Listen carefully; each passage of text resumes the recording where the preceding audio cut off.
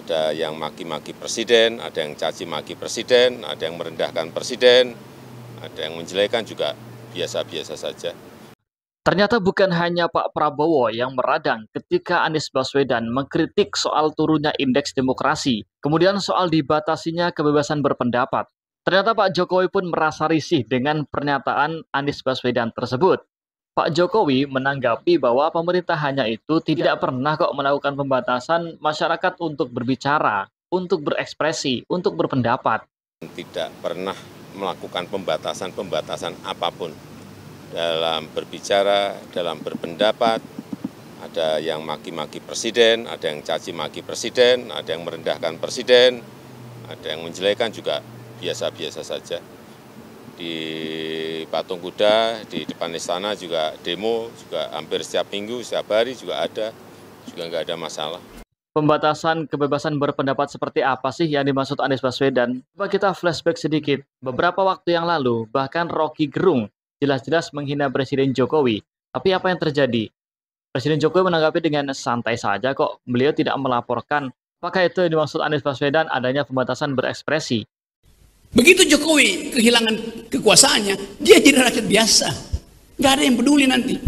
Tetapi ambisi Jokowi adalah mempertahankan legasinya. Dia masih pergi ke Cina buat nawarin IKN. Dia masih mondar-mandir dari satu koalisi ke koalisi yang lain untuk mencari kejelasan nasibnya. Dia memikirkan nasibnya sendiri. Dia nggak pikirin nasib kita.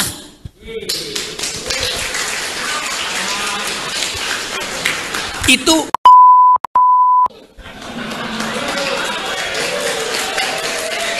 kalau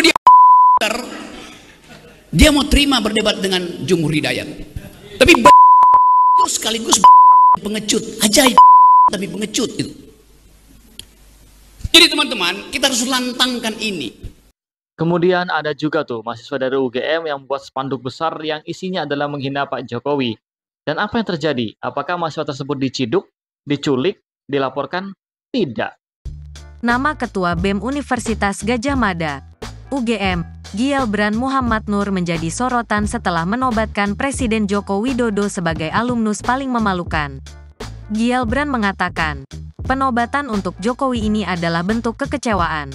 Menurutnya, sudah hampir 2 periode Joko Widodo memimpin Indonesia, tapi masih ada banyak masalah penting yang belum diselesaikan. Mulai dari kasus korupsi, pimpinan KPK, yang seharusnya bertanggung jawab untuk memerangi korupsi, sekarang malah menjadi pelaku kriminal.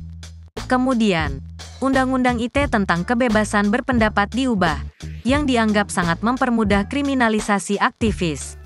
Apakah yang seperti itu yang dimaksudkan Anies Baswedan tentang pembatasan kebebasan berekspresi, kebebasan berpendapat?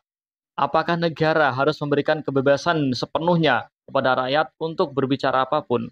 Menurut saya itu pun tidak baik sih, karena kebebasan itu tidak absolut. Semua kebebasan itu harus dipertanggungjawabkan. Rakyat tidak percaya kepada proses demokrasi yang sekarang terjadi. Itu jauh lebih luas dari sekedar partai politik. Ketika kita bicara demokrasi, minimal ada 3. Minimal 3 nih. 1 adalah adanya kebebasan berbicara. Yang kedua, adanya oposisi yang bebas untuk mengkritik pemerintah dan menjadi penyeimbang pemerintah. Yang ketiga, adanya proses pemilu, proses pilpres yang netral, yang transparan, jujur, adil. 3. Dan kalau kita saksikan akhir-akhir ini, 2 ini mengalami problem. Kita menyaksikan bagaimana kebebasan berbicara menurun, termasuk mengkritik partai politik. Dan angka demokrasi kita menurun, indeks demokrasi kita. Bahkan pasal-pasal yang memberikan kewenangan untuk digunakan secara karet kepada pengkritik, misalnya Undang-Undang ITE atau pasal 14, 15 Undang-Undang Nomor 1 tahun 1946. Itu semua membuat kebebasan berbicara menjadi terganggu. Yang kedua, oposisi. Kita saksikan minim sekali adanya oposisi selama ini. Dan sekarang ujiannya adalah besok. Bisakah pemilu diselenggarakan dengan netralitas, dengan adil, dengan jujur? Ini ujian ketiga. Jadi, persoalan demokrasi kita lebih luas dari segala persoalan kepada partai politik. Nah, bagaimana untuk partai politik sendiri? Partai politik perlu mengembalikan kepercayaan. Tapi di sini ada peran negara. Menurut saya salah satu masalah yang mendasar, partai politik ini memerlukan biaya. Dan biaya politik selama ini tidak pernah diperhatikan di dalam proses politik. untuk kampanye, untuk operasional partai, semua ada biayanya. Sudah saatnya pembiayaan politik itu dihitung dengan benar, ada transparansi, sehingga rakyat pun melihat ini institusi yang bisa dipertanggungjawabkan. Jadi salah satu reformnya adalah reform pembiayaan politik oleh partai politik. Terima kasih. Baik. Waktu sudah habis, terima kasih. Kini kami persilakan calon presiden nomor urut 2 untuk menanggapi jawaban calon presiden nomor urut 1. Waktunya 1 menit, dimulai dari sekarang. Mas Anies.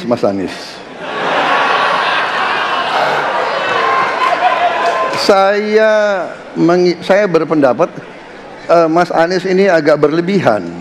Mas Anies mengeluh tentang demokrasi ini dan itu dan ini. Mas Anies dipilih jadi gubernur DKI menghadapi pemerintah yang berkuasa. Saya yang mengusung Bapak.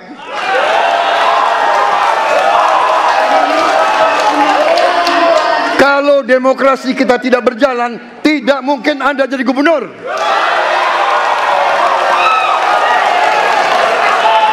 Kalau Jokowi diktator, Anda tidak mungkin jadi gubernur.